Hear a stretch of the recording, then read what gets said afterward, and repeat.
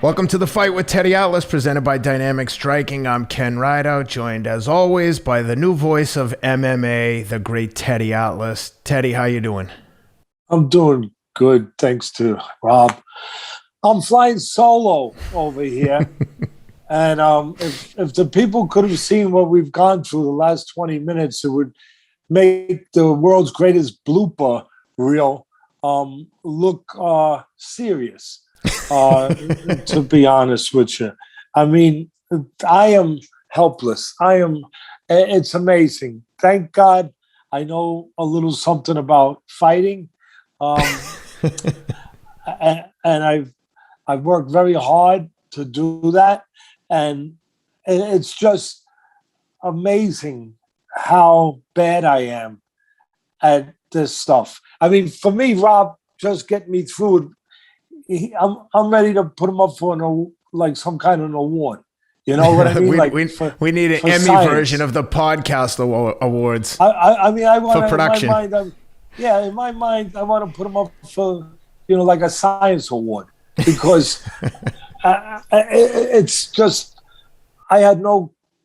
Here I am, thanks to him walking me through this. I got nobody here. And, for the people listening, if we had a behind-the-scenes camera on the both of us with our reading glasses on, trying to figure out how to get the Zoom working on Teddy's phone and record it, and it's been a production. But we're here, and we're here not just to talk about boxing, but to talk about UFC. And for the first time, I don't think we've discussed a Bellator fight, but we're going to discuss a Bellator fight. Teddy, I was inundated with messages of people telling me to watch this AJ McKee Pitbull fight. And just so the fans know, I watch everything. We just only have so much capacity. But this one had so much buzz, and we did get so many incoming requests, and the fight was so good that we were on the fence about recording this week, but two fights lived up to expectations this weekend, and we're here. And I appreciate you for doing it, Teddy. I love your T-shirt. We've got a lot to talk about Olympic boxing and all that goes with it. So we got a lot to cover today. Yeah, we do. Listen, we're always going to be there for the fans. As long as they open their door to us, their living rooms to us, their kitchens to us, their cars to us, their phones to us, wherever they may be. I'm learning. You could be anywhere because I'm learning that this stuff, it travels. It travels a little bit. And all I can tell you, I was so embarrassed a little bit. Amongst friends, you don't have to be embarrassed. But being so inept at trying to get on here and Rob walking me through it, I had to say to my man, Ken, I did pass biology in high school. I was smart. I feel like I Fredo know things. I feel like Fredo from The Godfather. I'm smart. I know things. It's not like I'm stupid. I felt a little dumb trying to get on this thing, but we're here, thank God. And the Bellator, first of all, one of my old ESPN colleagues and friends is the director of Bellator, and he's been asking me for years, literally, Ken, for years, please, I love your podcast. It's getting bigger and bigger, and everyone's talking about all our fighters watch it, and everybody, our fans even talk. And I was just overwhelmed. I said, "Wow, that's tremendous. Thank you." He said, "Yeah, but you don't watch Bellator."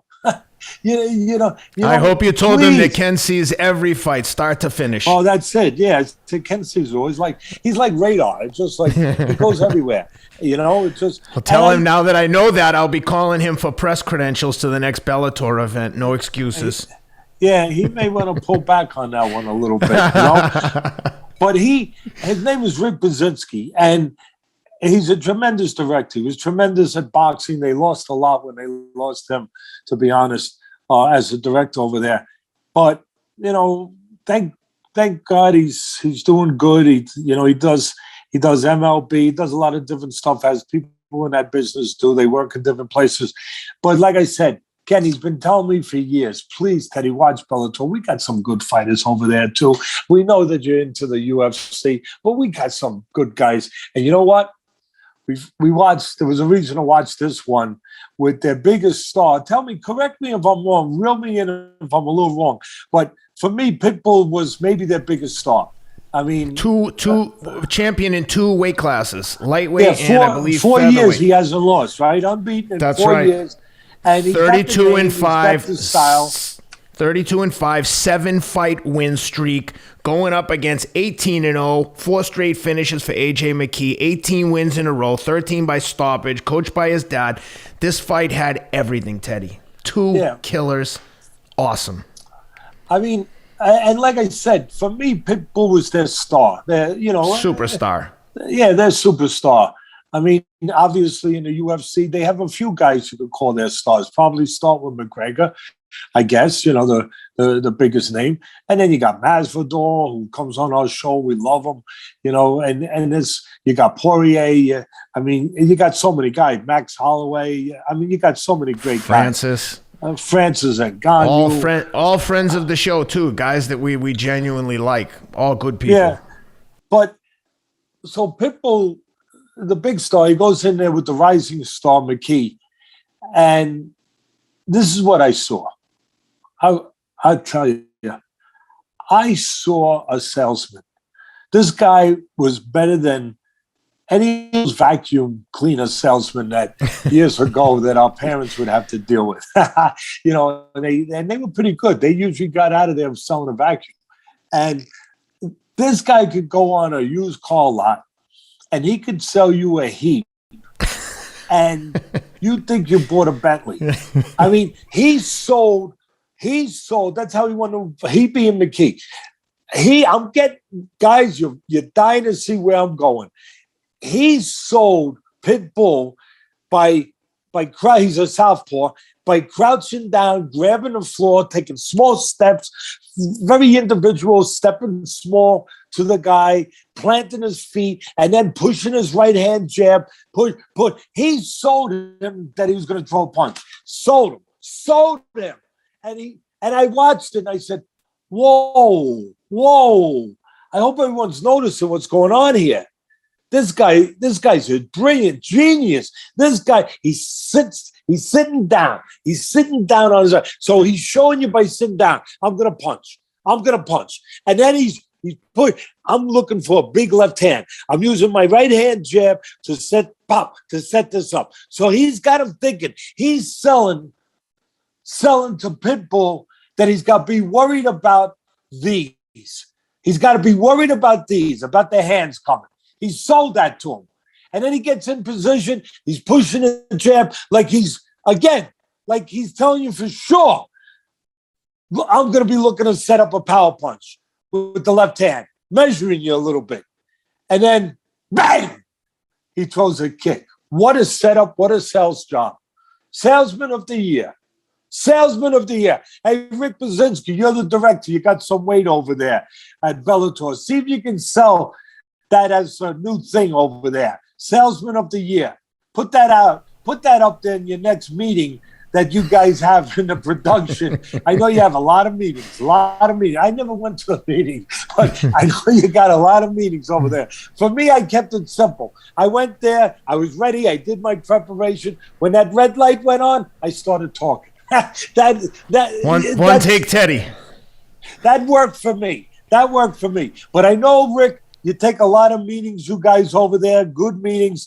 Put that forward. See, start an award.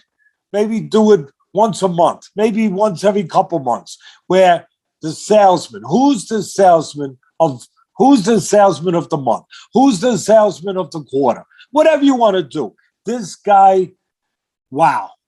He really sold it. Ken, that's how he won the fight. Perfectly placed kick. And if you watch the replay as really extra proof of that I know I'm right about this, is that Pitbull started to move his head as though he was getting ready to slip a left hand. He was so convinced a punch was coming. He was getting ready to slip, and he slipped right into the kick. He never saw the kick. Never saw it coming. Again, and it's worth repeating, because this young new superstar that is there that crashed onto the scenes the best way you can. If you want to be a star, you go knock a star out. That's how you become a star. No better way to do it. And he did it again. He sat down, he convinced Pitbull, who hadn't lost in 4 years, that you better look out for my hands. I'm sitting down, I'm walking slow, I'm pushing my jab, looking to load up with a big shot, and bang, I sneak a kick in there. And it's devastating. Again, if you're going to be a star, there's no better way to go out there and knock off a star. Reminded me of Michael Jordan years ago when he was a rookie. I think he was a rookie, but whatever it was, maybe he wasn't a rookie, but it was his first playoffs against a team you might know something about called the Celtics with Larry Bird, and he drops 50 points on the great Larry Bird and the Celtics. That's the way you say a new star is here. That's the way you introduce yourself. Michael Jordan, the greatest basketball player, I believe at least, of all time. I'm here. I come in the playoffs and I drop 50 on the Birdman. That's how you do it. That's how you do it. And that's how you do it if you're a Bellator MMA fighter. You go and drop a kick, a perfectly placed kick on the superstar of Bellator, and you get him out of there in very, very, very, very fast and impressive fashion. So that's what I saw, Ken, and it was brilliant.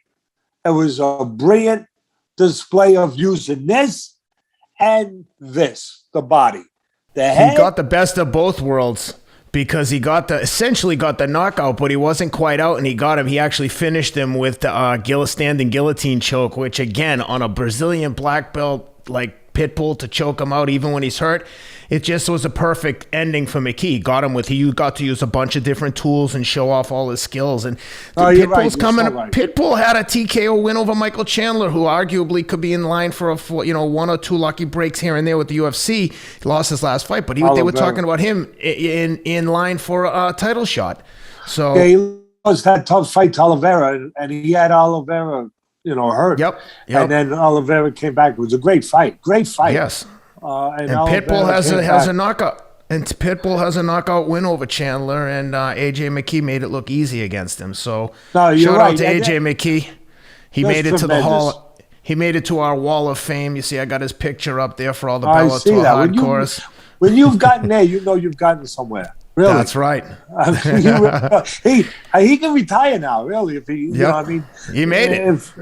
He's there. The Hall of Fame. Really, there is no there beyond there.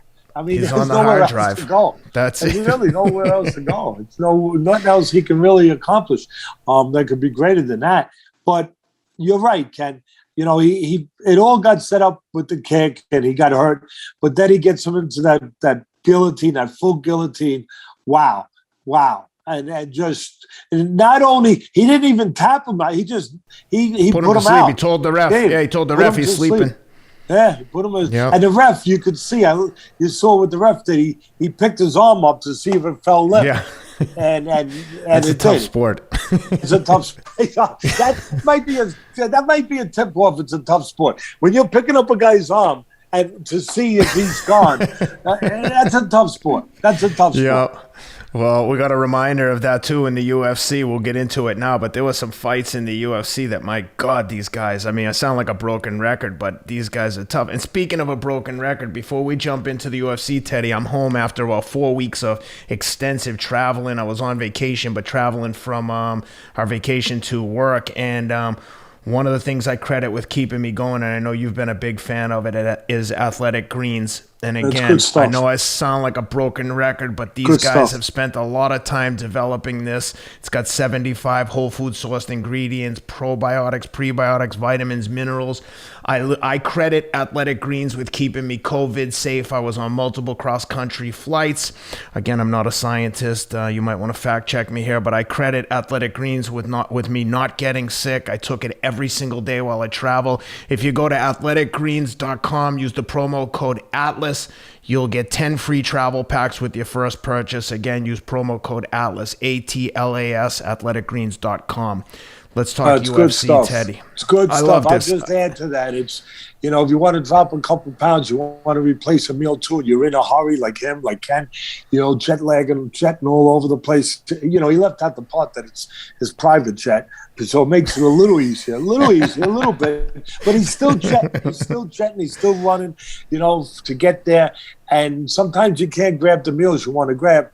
And you can grab something that'll keep you going and won't put those pounds on you at the same time. That's it. That's pretty damn good. It's good stuff. That's it. Yep. Let's talk UFC. In the undercard, first up, we had Nicholas Stoltz out of Germany against Jared the Night Train Gooden. My God, Jared Gooden looked like a wrecking ball in there. I know you watched this one. What'd you see?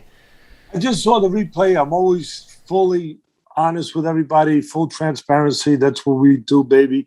And I saw the replay, and man, you know what I love? The setup. Just like I love with McKee, the setup. He set that, using the head, the intelligence behind it.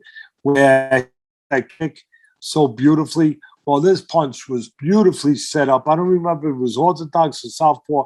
I think orthodox. And he starts to slip over. And it's one of the trick punches that I would teach in the gym, to be honest, where you start to slip over. And then at the last second, you delay just a split second, but you get a smooth synchronization.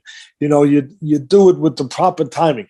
You start to slip to the left, letting the guy's eyes go follow you, like something's going to come from that side. And as you slip to the left, you drop the right hand on him, and you catch him a punch that they don't see.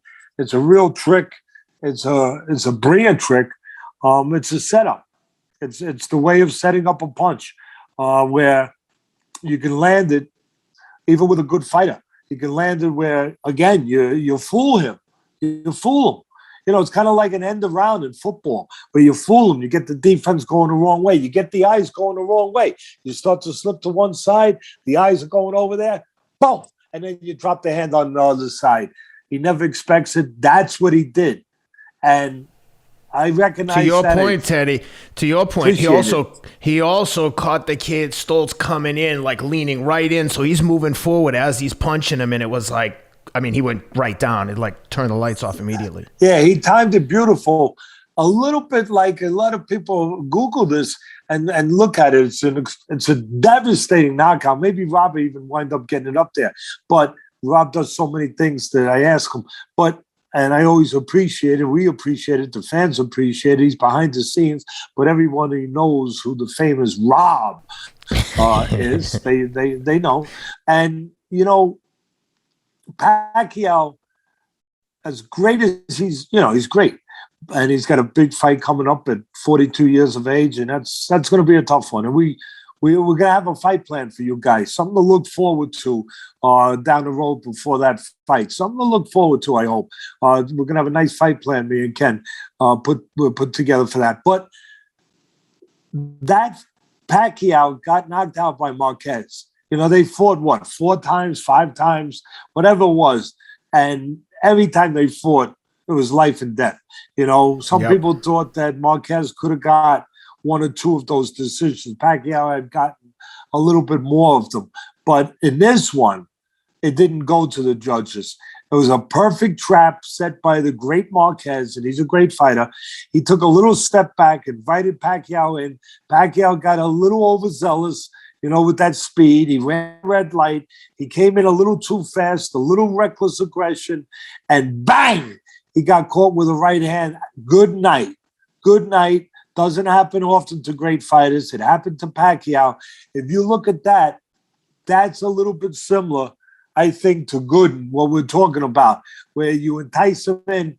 And on that one too, Ken, where Marquez, he didn't just catch it. He slipped over like he was going to slip over and throw something on the left side. Boom. And he dropped the right hand and caught him coming in. And as I said, when you catch a guy with a punch they don't see, the lights go out. And the lights went out on the great Pacquiao. So a little similar, for me, a little similar to the history there of that fight with Gooden scoring a knockout the other night. And like I said, a few years ago with the great knockout that the great Marquez scored over the great Pacquiao. If we don't put it up ourselves, you guys could go find it. Actually, speaking of Pacquiao, it's shocking to me that he's had the career he had after that knockout. Because correct me if I'm wrong, but when a guy he was older at the time, and gets knocked out like starched, like stiff as a board, like a real knockout. I thought like a Roy Jones. I'm like, he's never gonna be the same. You can only take so much pounding in the head. Then he comes back and he's got to win over Thurman. He's fighting Spence. It's shocking. It's like, like we said, he's like got a fountain of youth. I never would have expected him to have this longevity after that KO. It's such a good point, Ken, because listen, it's to his character, it's to his history, it's his resiliency, everything Pacquiao's been. A guy that experienced, more likely to get over it. But you do that to a lot of fighters, period. But you do that to a lot of younger fighters. They may never get over that. They may never find themselves again. Lost in space, lost in sea, whatever you want to, any way you want to put it. You never get back to that confidence level, to that belief level that you need to be at.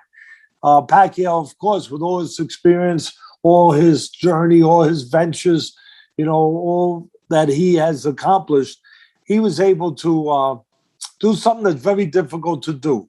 Erase it from the blackboard and, go right on to the next fight.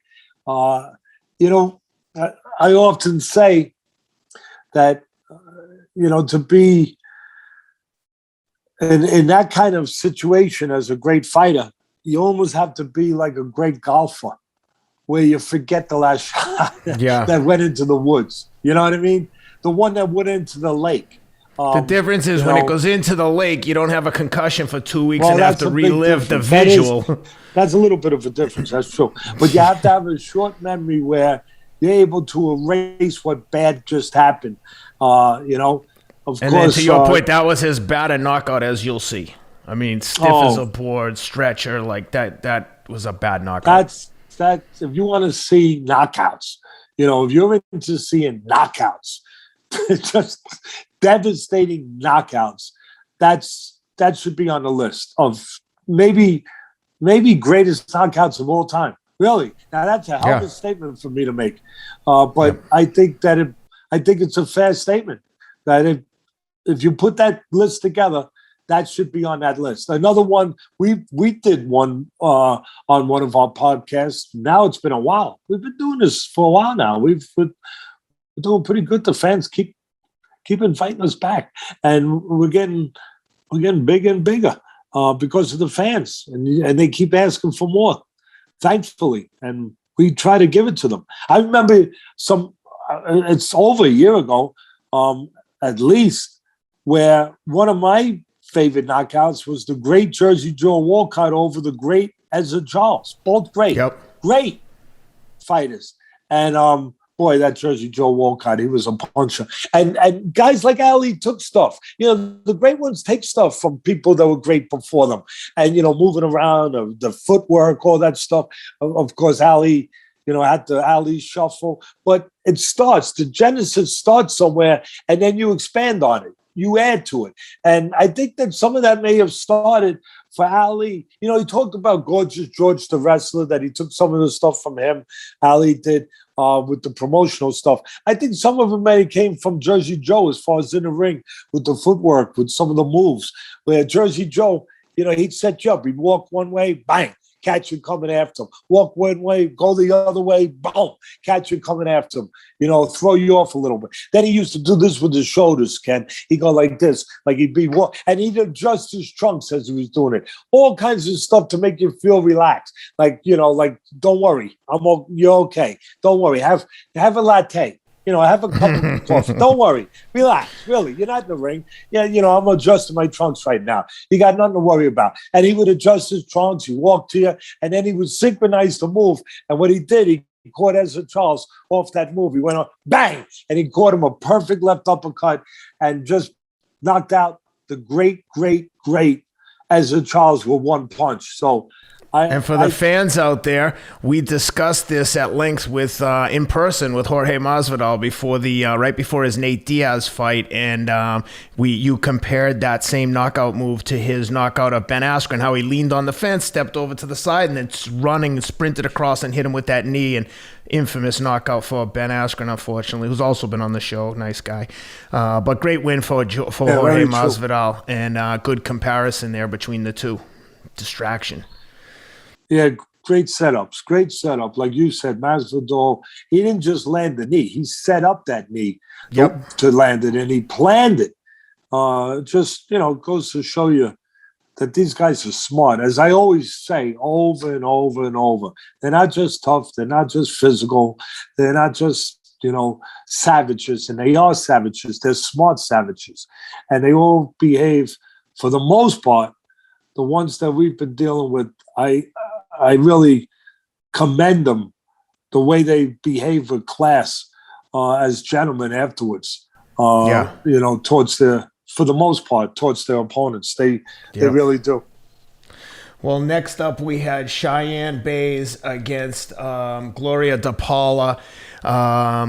Cheyenne Baies back in Extreme Couture in Vegas, training with the great Eric Nixick. I just exchanged a few messages with Eric right before we came on to confirm that he was in fact trainer. I know she was at Extreme Couture, but he said yeah. So she knocks out DePaula with a beautiful head kick right as DePaula is getting up, just barely a clean punch. It was super close that she didn't have three contact points on the ground, but right as she lifted her hand, Cheyenne kicked her in the head, finished her, jumped on her, gave her a few. I thought the ref should have stopped it there, but she was able to land a few more shots for good measures. And Eric said, you want me to tell you what Eric said, or you want to give me your thoughts first? Yeah, let me give you my thoughts, and then I love to hear what Eric said. Sure. Yeah, because I want to see how smart I am, or how dumb I am. Vice versa. Yeah, or vice versa. I hope it's not vice versa. I hope not. I know you're rooting for not vice versa. I know that. I always root for you. I know that. Team. I appreciate it.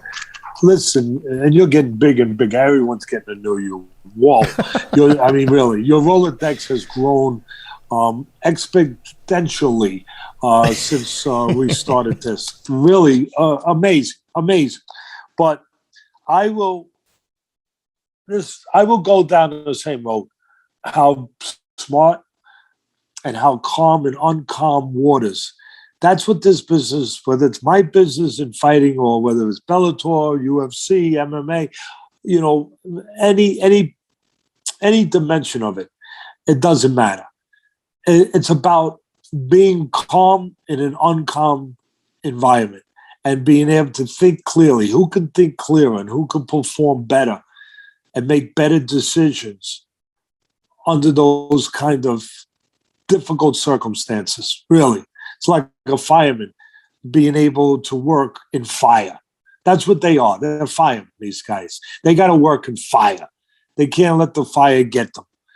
They got to move the fire. They got to go around the fire. They have to control the fire. They know what to do in this kind of environment. And I saw it again at work. The brilliance of Baies, where her opponent, DePaula, is on the floor, and what does she do?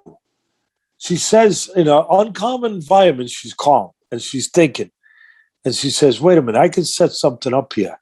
I'll take a half a step back and make it look like I'm giving her room to get up and entice her, kind of like enticing somebody to walk into a counterpunch. No different. Of course, this was a kick, but no different. The theory is the same. The idea is the same as what we just talked about a little while ago, where Marquez took a little step back, got Pacquiao to bite, to walk in, and then dropped the punch on him. But he got him to come in where he shouldn't have came in at that moment, so close and so quickly. The same thing. Baies she's on the ground, DePaula. Baies takes a little step back, half a step back, gives her room to feel like she can get up, to hope that she'll bite on it, that she'll try to get up and start to get up. And then still close enough and calm enough to see once she's cleared the canvas, once she's up and it's legal to hit her now, right? Now it's now it's all good. It's all good, as you would say. So takes a half a step back again, entices DePaula to make a decision.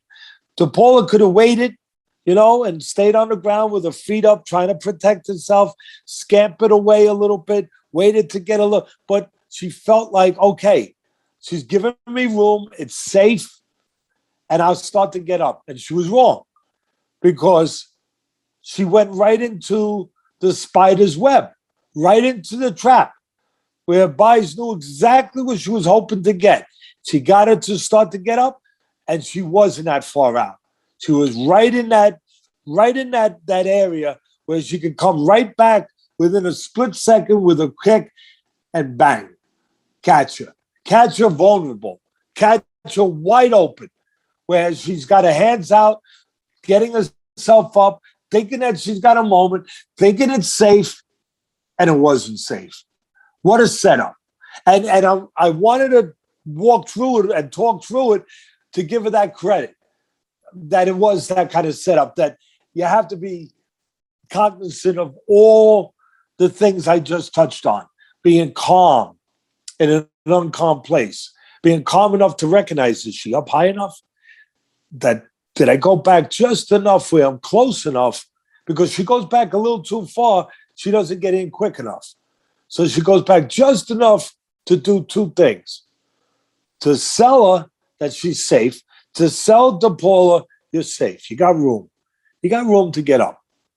And close enough at the same time to instantly throw that kick without the waste of a split second where she could get it in before she could defend it, before DePaula could see it coming and get her hands back into position. Just really brilliant. We had a lot of setups, to talk about from Saturday night. And that was one of them. That was another one of them. Really, really well done. Now tell me what a trainer had to say. I'm interested to... He wanted me to tell you this. He said, first, she's an amazing girl. We're so proud of her. Tell Teddy we worked with the left high kick all camp because her opponent slipped ahead to the outside, and or when our opponent threw the cross, she won't bring her hand back to her face, but would drop it to her hip. We knew the head kick was available. We just didn't know it was there. It was going to happen on a stand-up. So that's basically the kick they've been looking for, because they noticed tendencies in the opponent. So he wanted me to share that with you. So... No, listen, I'm glad you did. I'll tell you why. Because it kind of answers the question of why she was able to instantaneously make the decision on that and get it off so smoothly, so confidently, and so quickly. Because it was in their wheelhouse. It was in their preparation. It was something, as you just said, that they trained to do. They didn't know when the opportunity would come, but once that opportunity came from her trying to get up, the kick was there as smoothly, as instantly as it needed to be, because they worked on that kick, because they had that kick in their repertoire, because they had that kick, basically locked and loaded, like you would in a gun. You put the bullet in the chamber, you pull it back, and you're ready to pull that trigger. They were ready to pull the trigger on that particular kick.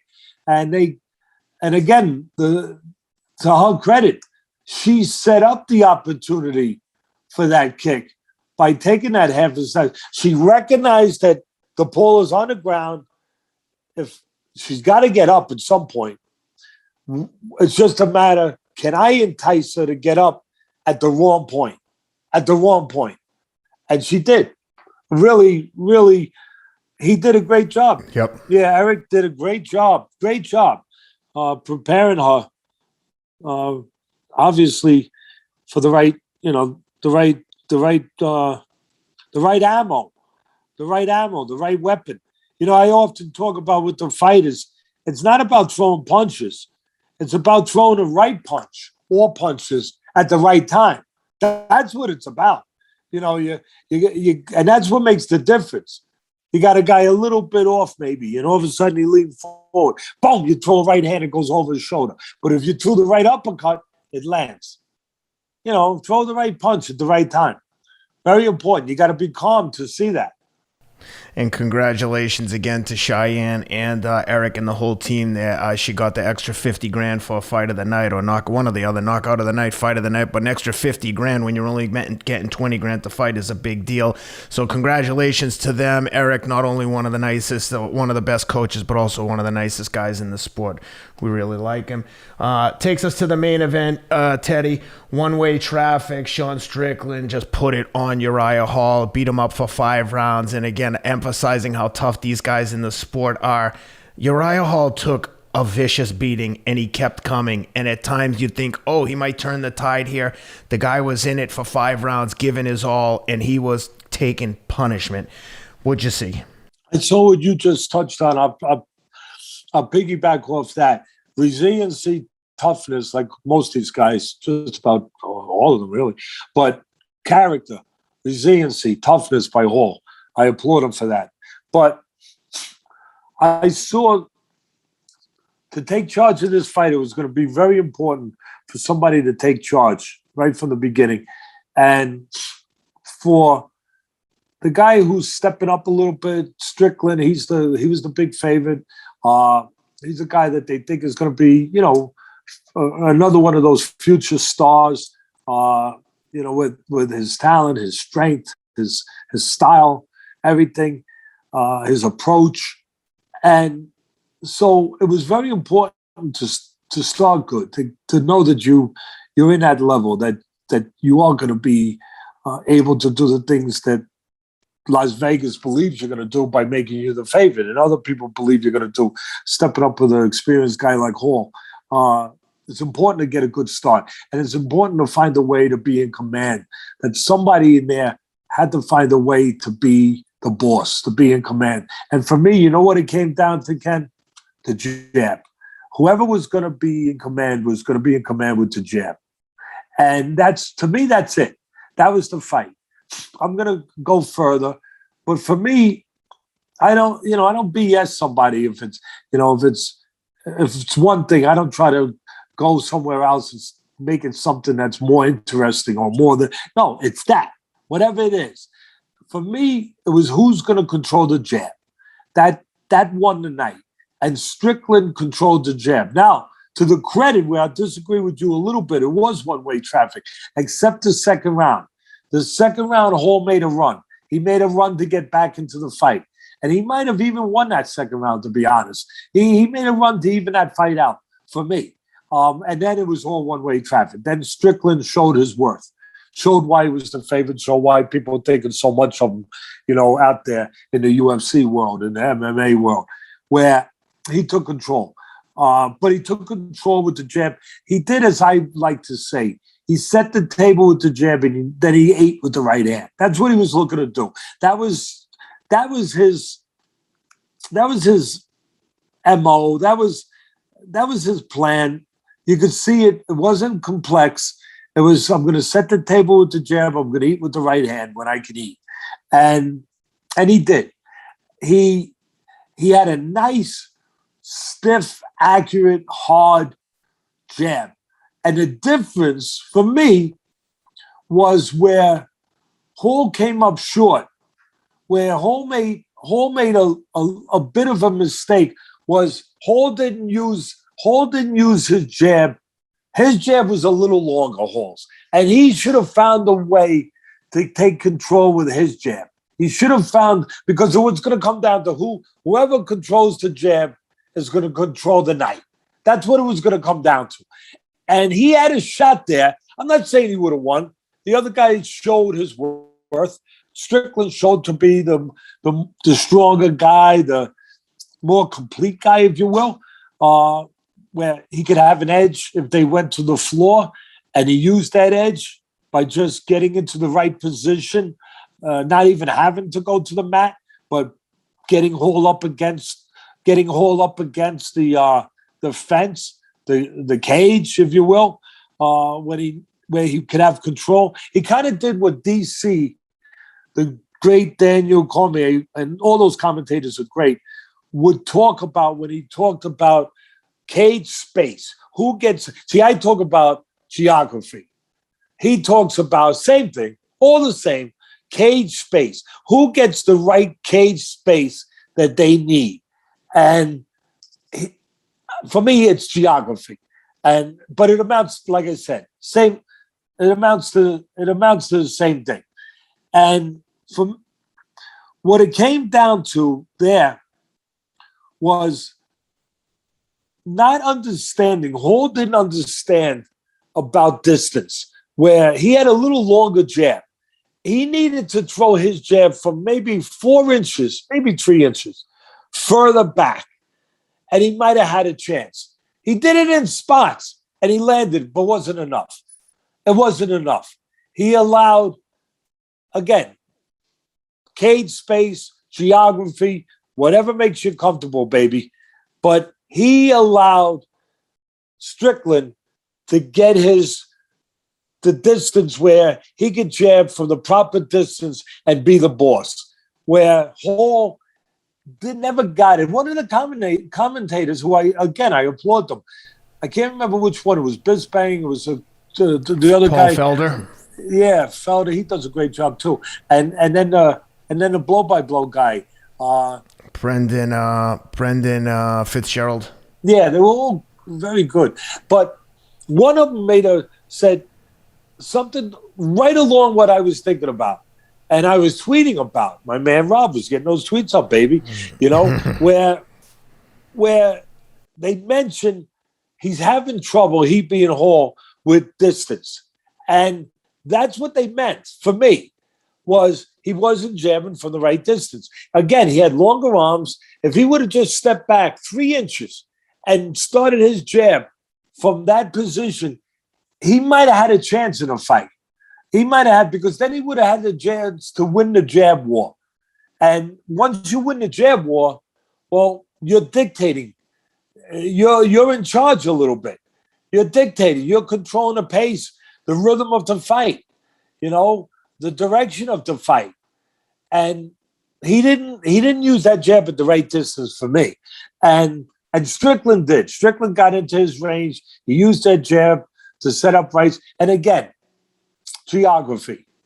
Strickland also showed his dimensions, where he was able to win that space, as DC talks, the great Daniel Cormier talks about, where he was able to pin Hall up against the fence, up against the cage, and control him, get his hands on him, get inside, control him, because Hall understood that he was better.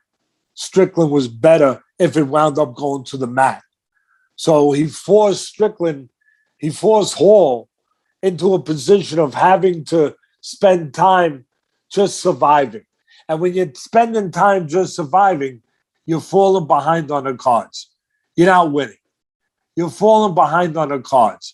And besides falling behind on the cards, well, you're allowing your opponent to gather momentum, to get stronger, to get that sail, get that wind in his sails, for the home stretch, because he's in control. And Strickland was in control. He was in control. And it was a good job. He really controlled that fight. I thought he made one mistake strategically, where Ken, I don't know if you're with me on this one, but there was a point, I can't remember where it was, a little later in the fight, where he hurt, again, he was using the jab to set the table and looking to eat with the right hand. He hurt Hall. He had Hall hurt, standing, striking, and he went for the... Yeah, I saw it. He went for the shoot. I thought the same thing. Is like, what, you could finish him. I was thinking, what are you doing? Like, he went for the shoot. Listen, only he knows why he did it. But for me, he would have been better served to stay on his feet, continue with his hands, striking. And I felt at that moment he had a real good shot to get Hall out of there, to win by knockout. But he went for he went to get him to the mat. He went for the shoot. And I think at the end of the day, that kind of blew the chance that he had for the knockout and kind of allowed Hall to survive that moment. Yeah, I agree. But at the end of the day, once again, the UFC, even in sometimes I call these fight night cards like stay busy cards, even in the cards where I view them as like, maybe this one won't be as good, the card always lives up to expectations. They delivered. All the fights were entertaining. The guys, like we said before, everyone there is so tough. I mean, everyone's tough. It's like a prerequisite. Like, don't even show up if you're not tough, because you're going to get... Oh, you're 100%. And the one thing I want to add in there is that he's a Raider fan, baby. I was disappointed he didn't wear the jersey. I saw Teddy Jr. had a jersey made up. Yeah, I saw on social media. He had a shirt that said Strickland. Teddy Jr. and the equipment guys sent him a Raiders game jersey. To be honest, Teddy, I was a little bit jealous. I said I would wear that thing on the show. Well, they're going to get you one. They'll definitely get you one. Number 36. 36, okay. Oh, yeah, of course. Thank you. 36. I appreciate Box that. Raw collection. There it is. But no, the history behind that a little bit is obviously not just Teddy, Mike, the great Mike Mayock, the GM and of the Raiders, and Teddy talked to the agent for Strickland, and it turns out that the agent is also the agent for Strickland is also the agent for McGregor, Adesanya, and Edwards. Paradigm. Yeah. Paradigm Sports. I guess that's it. I didn't even put it together. Paradigm. So he's the man. Obviously, this guy's the man. That agent's got a lot. They actually had Pacquiao for a minute too. They're having a huge legal dispute, but they have the lion's share of the guys. Well, where this came from was the agent contacted my son because Strickland had done some training with the defensive end of the Raiders, who's tremendous, Max Crosby. And he had done training with Max Crosby. So, he wanted to show some love to the Raiders and his friend and everything, and, connect there. So the agent reached out to Teddy and said, do you think we could get him a Raiders jersey made for him? And sure enough, Teddy got the wheels going, and they made it happen. And Mike and everybody made it happen. They got Strickland a jersey, and as you said, on social media, he was kind of sporting it and everything, and was excited about it. That was nice. But it would have been. I was looking for it. I don't think the UFC will let them do that. You don't see that. I don't think unless Dana approves it. No way, because they got the deal with Venom. They had the Reebok deal. There's no way you can wear what you want. I'm sure it has to be. Yeah, no, you're right, 100%. Now, if it was a Patriots jersey, I'm sure Dana would have said, yeah, let's go. Or a Larry Bird jersey, Dana would have said, good. Dana's a big Boston fan. He knows. Yeah, they would have made an exception, I'm sure. I'm sure that you're right about that, Ken. As you always are with your team up there in the New England area, whoever it may be that you're trying to represent. But, yes, so that's the story with that. He got the jersey. We didn't see it, but what he should do next time is when he does the interview, he should just say something like, just win, baby. Well, congratulations to Strickland. Not only did he get a Raiders jersey and a big win at the main event 5-round decision, he's also on the wall on the fight with Teddy Atlas. He's on the hard drive, locked in for life now. He's there. He's there. Like we said earlier, he's made it. Congratulations to Sean Strickland on getting on the wall. Teddy, before we go, lots of good action in the Olympics. Unfortunately, one of the headline-grabbing events was an Italian fighter, heavyweight, I believe. I think he was heavy. I don't think he was super heavy. Anyway, he headbutted the opponent. I think it was super heavyweight. I think it was too. And he was fighting, I believe, a Frenchman, and he hit him with it. I thought it was incidental headbutt, but it cut the opponent open, And I didn't. Now I was trying to watch the fight on replays. The Olympics have been so hard to watch the way NBC is covering them. Nevertheless, I tried to watch everything I could. I didn't see anything that I thought was egregious where I'm going you have to disqualify this guy like a Andrew Galata type of fouls. He might have got him with the headbutt and been a little bit sloppy with it, but I didn't think it was intentional, but no one cares what I think. What did you think, and what do you make of the disqualification? And keeping in mind, he's just ruined some kid's Olympic dream, and the kid was very angry when he got DQ'd. Yeah, I hate to say it, I'm a little bit of an expert in this field because I did 4 Olympics from starting with 2000 was my first for NBC, and the great Dick Ebersol, who at that time was the president of NBC Sports. So I did 4 Olympics. I did Sydney was my first. I did Athens, I believe, was the second in 2004. 2000 was Sydney. 2004 was Athens. 2008 was Beijing, I believe. And then 2012 was my last Olympics with London, where they threw me out. But we'll get to that, we'll get to that in a moment. I digress. But so I am a little bit of an expert on, I guess. I mean, me and my great partner, Bob Papa, I did my first Olympics with the great Marv Albert. I was so blessed. And I did my next 3 with the great Bob Papa.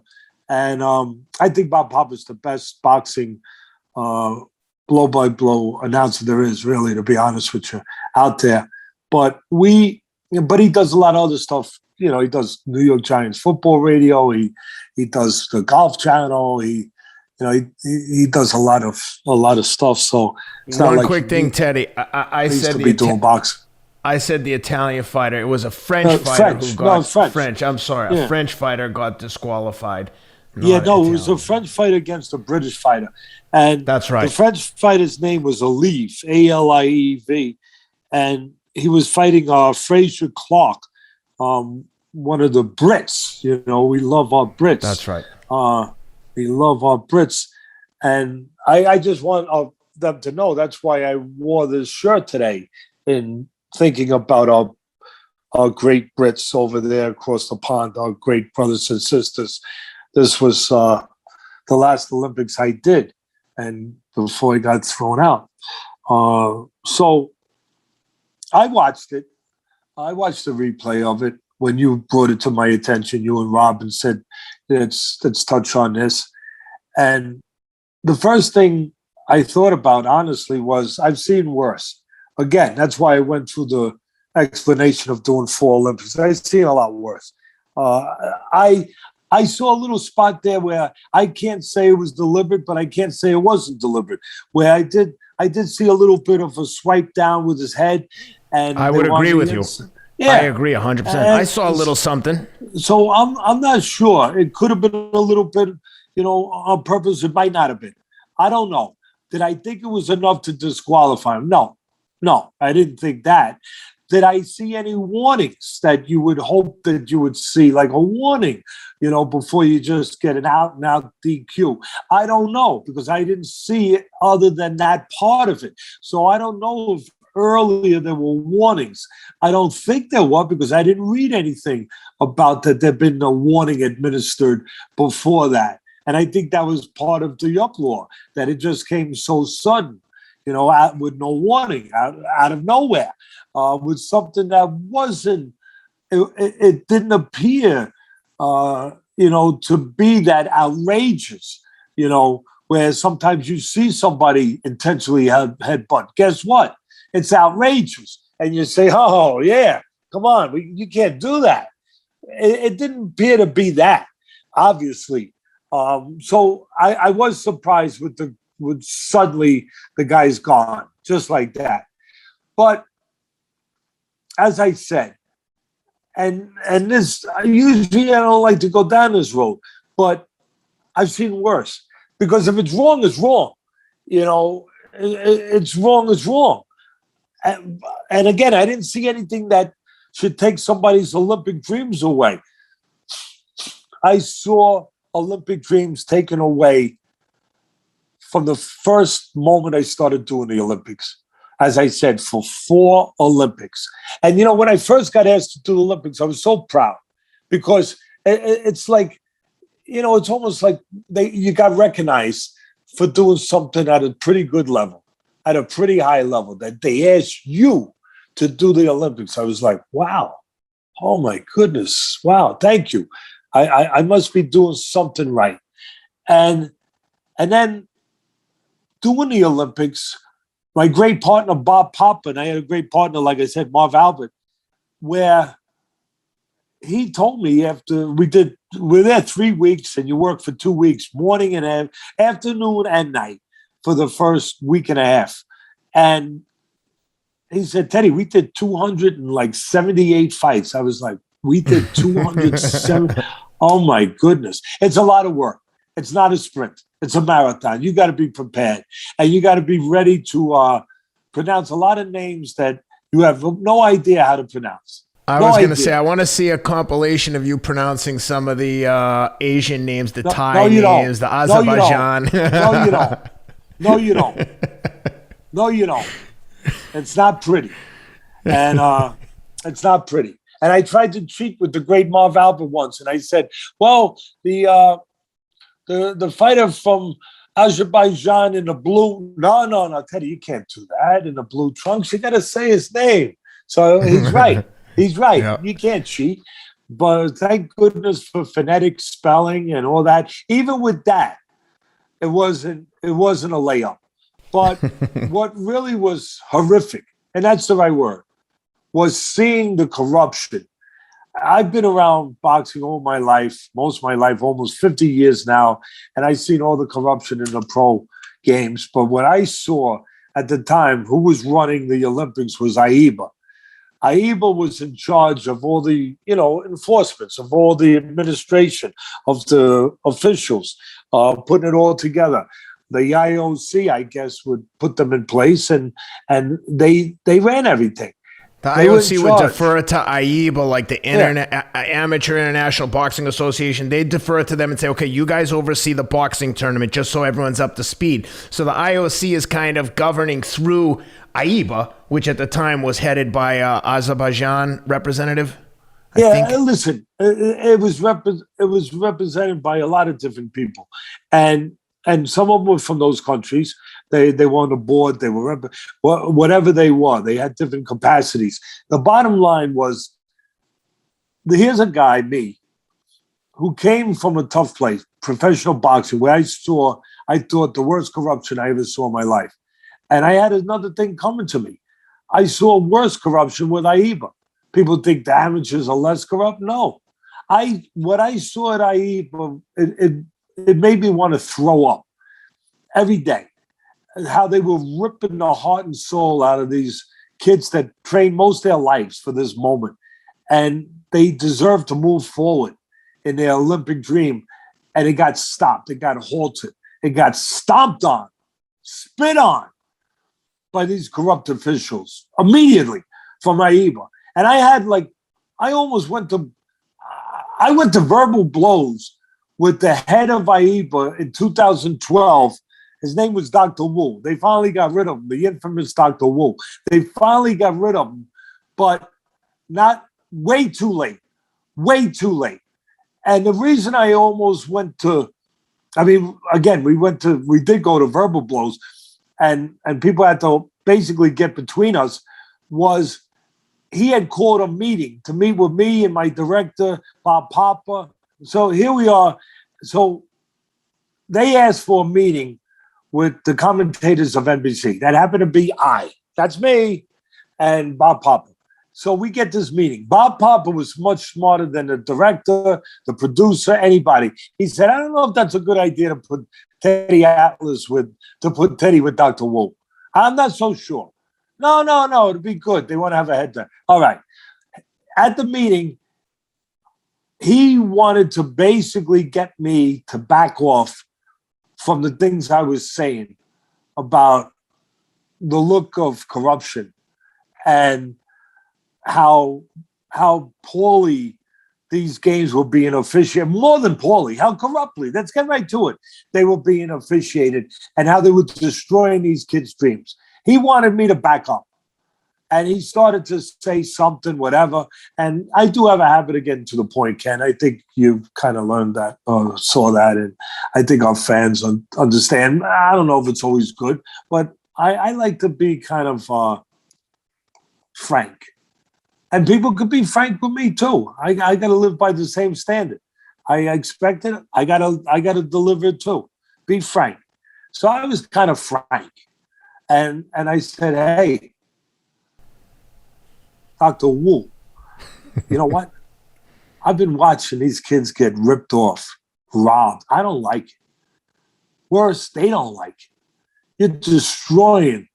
Your officials are destroying these kids' dreams, their lifelong dreams. And you're robbing them. I don't know what else to call it. It can't be incompetence. It's the too great a degree to be incompetence. It's got to be something else, like corruption. He said immediately, you should be ashamed of yourself. And I'm not afraid to say what he said. You got to talk the truth. He said, you should be ashamed of yourself. NBC shouldn't have you there. You shouldn't be doing commentating. You're a disgrace. He said, I said, yeah, well, I don't know if he said disgrace. I might have been the one who used that word. I don't know. I might have been the one. He said, you shouldn't be doing this. You shouldn't have that position. I'm going to go to the head of NBC. I'm going to get you removed. You should. And then, well, I was going to say very calmly. It wasn't that calm. It wasn't that calmly. I just basically said, what I think is a disgrace. If that word came up, maybe I brought it up. But what I think is really a disgrace is that you have doctor before your name, because you got to earn the right to be called a doctor. And you are a disgrace, Dr. Wu. And that's the last time you'll hear doctor when it refers to you. I will never use it again, because you don't deserve to be called a doctor, because you are an embarrassment to your position. And you have a position of responsibility where a lot of people are affected by what you say and what you do. It's a great responsibility, and you've abused it. You've abused it. And again, I know people that are doctors, starting with my father, and they're honorable people. They earned the right to be called a doctor. You have not earned that right. You are an embarrassment. Well, after it was over, Bob Papa turned to the producer and said, you see why I said I didn't think it was a good idea to put Teddy together with a guy like Dr. Wu? Do you understand why? So we went on, we went down the road. I continued doing what I was doing. He went to the head of NBC. It didn't work. We kept working. That particular Olympics, the 2012, was the last Olympics. Ebersol stepped down. He was there as he maintained a capacity of advisory capacity, but he was no longer the head. There was a new guy. I can't remember his name. There was a new guy that was the head, but Dick was there for the Olympics, and that's why I did the last Olympics. I was getting a little tired of all the crap. I was. I'll be honest. I was so on it. The first one, the second one, the third one. But by the time I got to the fourth, and all this corruption every year, having to go down the same path, it was tiring me out. So I even told Dick, I'll do my last Olympics. It's your last Olympics. It'll be my last Olympics, or it might be my last Olympics. I didn't realize that I was actually seeing the future, because it was my last Olympics, whether I liked it or not. It was my last Olympics because I wasn't invited back after that. But here's the interesting thing. When I got ready to do the Olympics, I did my due diligence like we all do. And I had read a story about that the BBC had done a story before the Olympics talking about that they thought somebody from Azerbaijan, which was a mineral-rich,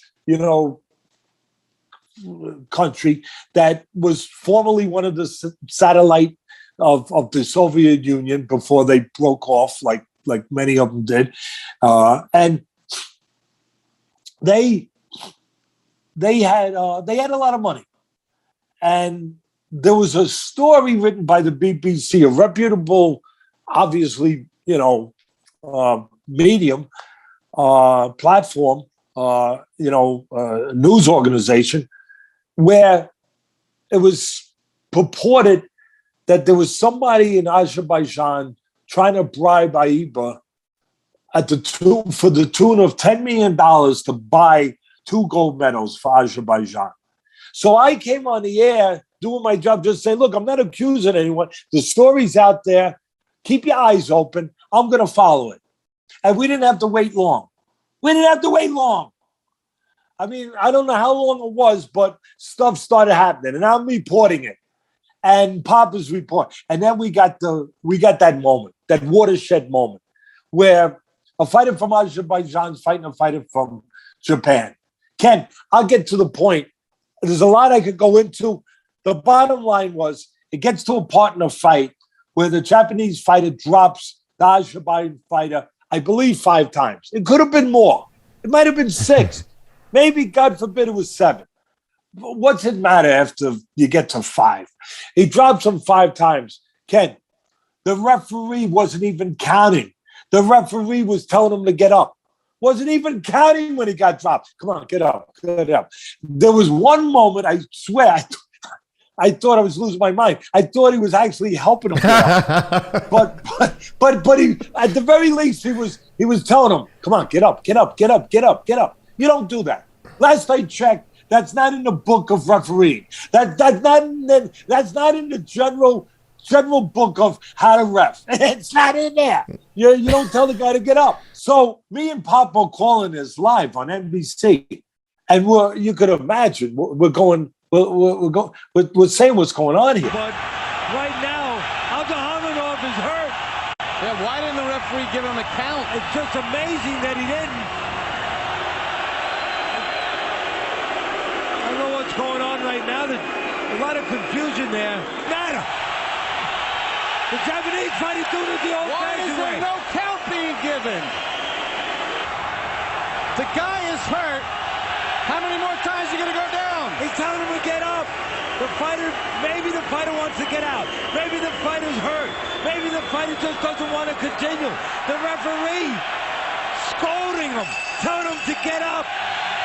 Incredible. And at the end of it, who do you think they give the fight to? Yeah, you got it. Japanese the fighter from Azerbaijan. Well, we went berserk. Unbelievable.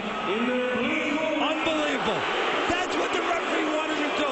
He wanted to save that fighter. Everybody here from incredible. should look at themselves and realize why this sport is considered a joke. I mean, rightfully so, really, because it was killing me that these kids were being robbed like this. It was killing me. And that these so-called refs and officials were part of it. They're supposed to be honorable. So, I said what I had to say. And there were other fights where stuff was going on, never to that degree, but it was bad.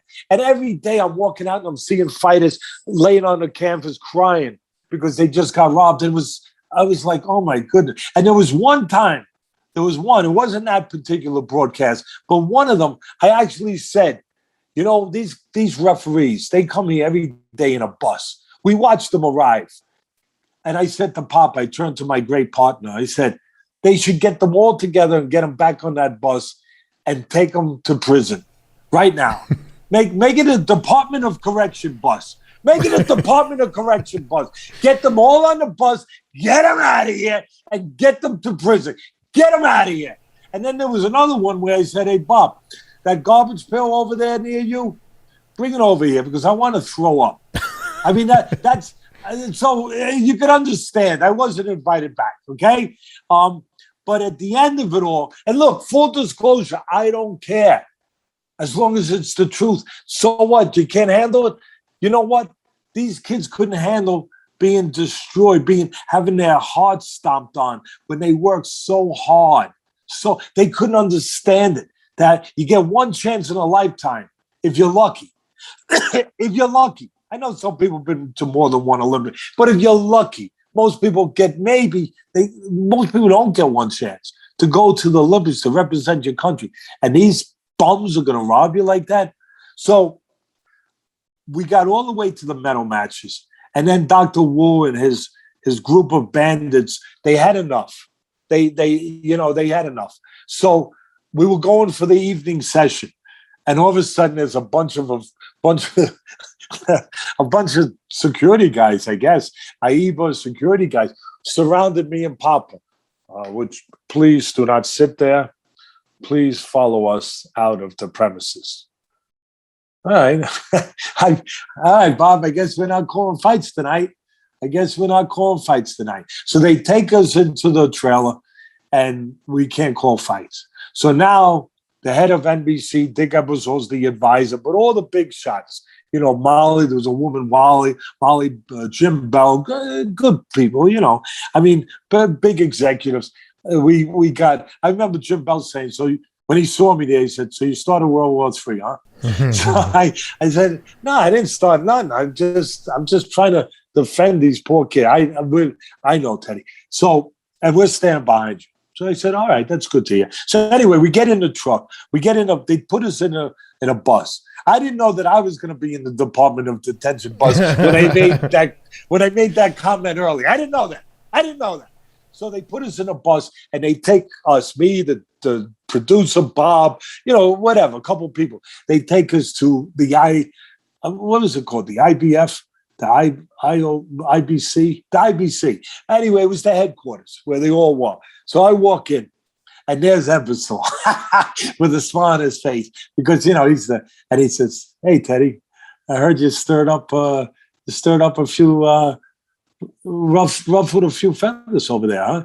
I said, hey, and they had you removed. So we're going over there to go into a meeting now with the head guy, right? To see what's gonna be told to us, whatever. So I see Dick. I said, hey, Dick, hey, Teddy, you're ruffled a few. You guys go. Hey, come on, let's take a walk. I said, hey, Dick, I don't care. We only had 2 days left. We were at the weekend for the medal matches. We had done, like Papa said, we had already done like 270 fights. So here we are at the end. I said, Dick, you know what? I don't care. They throw me out of here. I'll come hang out here with you. You got all catered food. You got Starbucks down the end of the hallway. I'll hang out here with you and eat catered food and go get cappuccinos. And maybe I'll throw a latte in. So Dick's laughing. He put his arm around. He goes, Teddy, come on. Let's take a walk. Come on. So we take a walk. We talk. And then he comes out. He goes, I said, I got to go in and talk to these guys, Dick. I just talked to you. I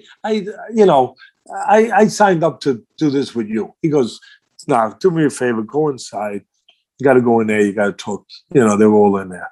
So we go in there, and you can see what it was.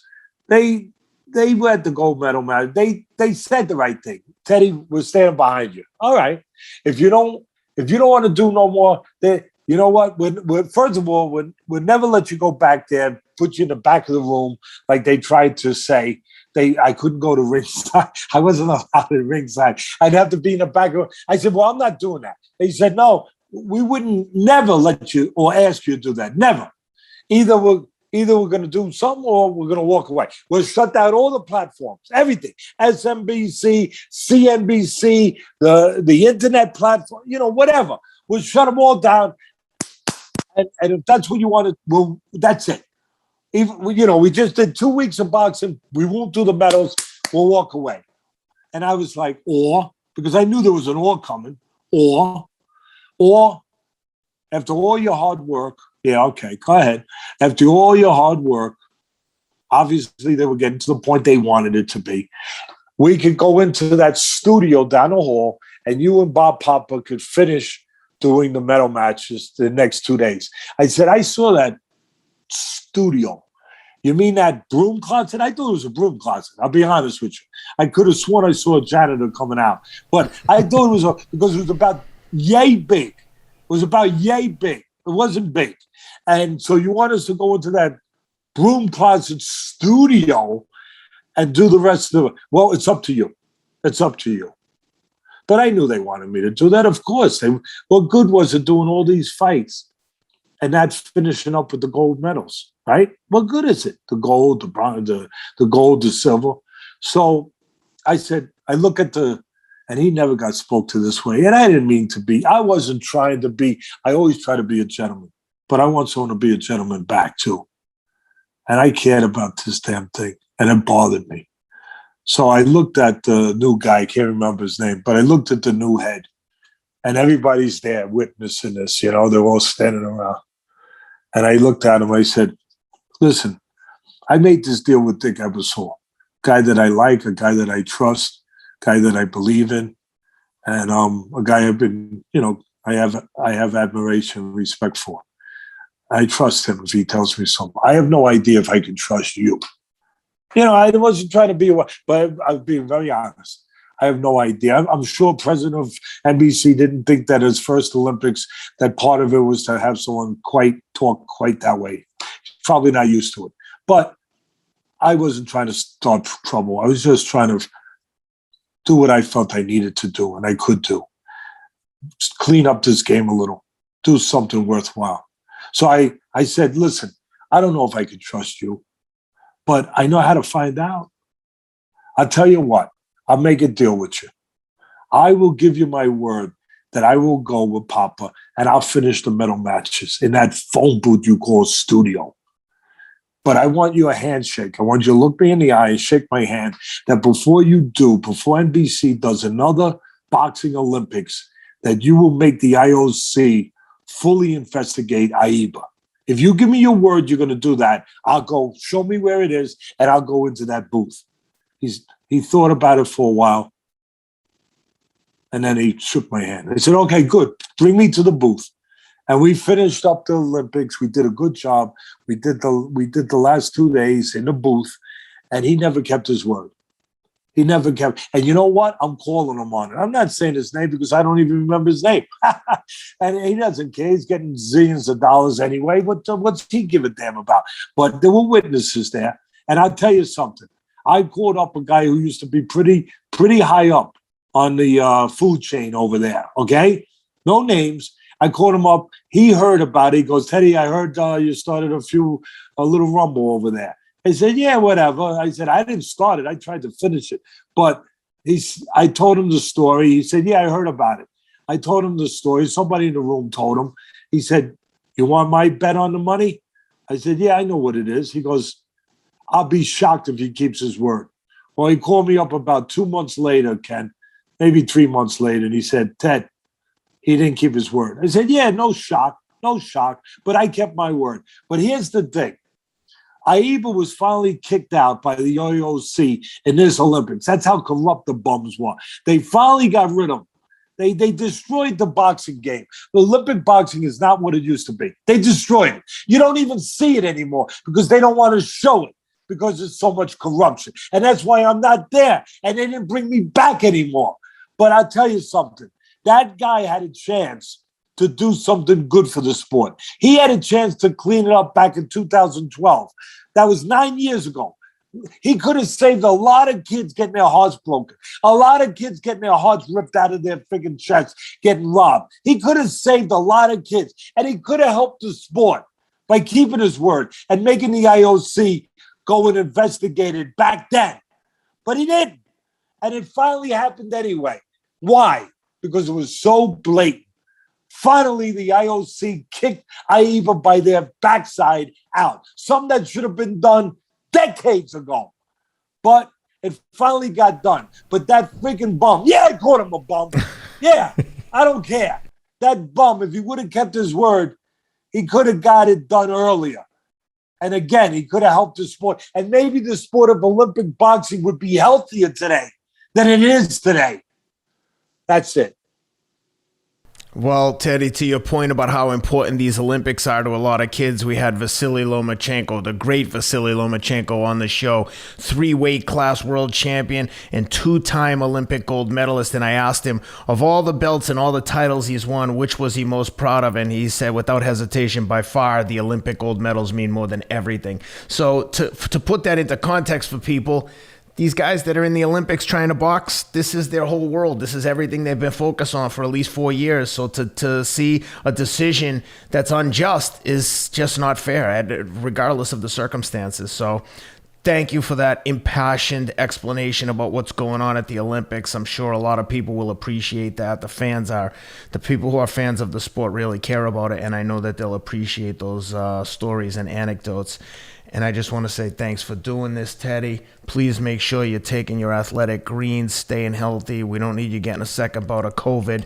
I credit Athletic Greens with keeping me COVID-free. athleticgreens.com. Use the promo code ATLAS.